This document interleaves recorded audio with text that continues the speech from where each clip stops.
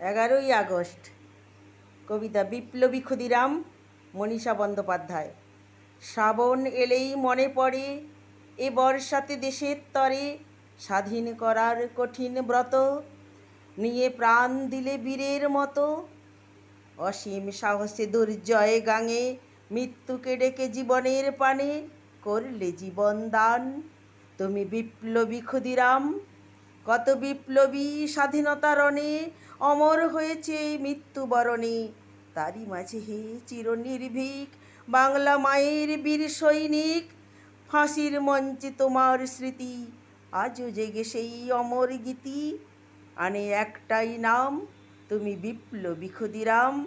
ছোট্ট একটি কবিতা আমি আবৃত্তি করে শোনালাম। যদি ভালো লাগে লাইক শেয়ার করুন।